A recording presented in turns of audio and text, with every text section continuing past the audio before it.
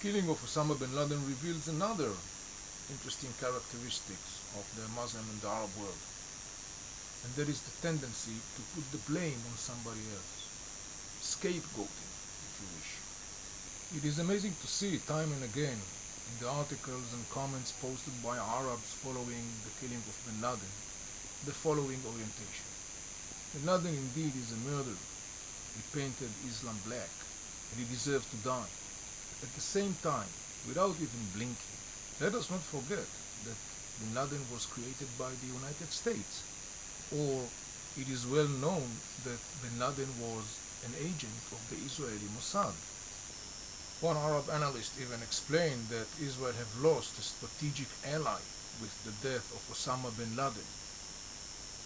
This is a strange analysis, given to the fact that Osama Bin Laden declared a non-compromising war against Jews, needless to say, of course, against the state of Israel as well.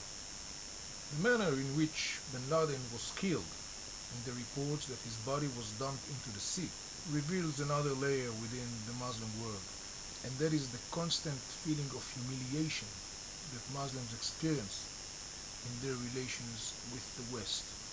Announcements that were made by Arab writers as well as by Muslim clergy argues that the way that Osama bin Laden was killed and the fact that his body was dumped into the sea is an insult and humiliation to Islam and all the Muslims. The killing of Osama bin Laden reveals many different aspects and layers within the Muslims and their emotional, political, and cultural state of mind. These aspects are complicated, different one from the other, and sometimes totally contradict one another. Time and again, it is amazing to see how rich Arab language is and what an incredible tool it is. It is a language that enables a writer to express totally opposite and contradicting opinions if it was the most natural thing to do. In this presentation I have demonstrated how influential figures like Abdel Bari Utwan or organizations like the Muslim Brotherhood or Hamas are able to convey a double standard message without even blinking. They present a balanced or a rational outlook, allegedly.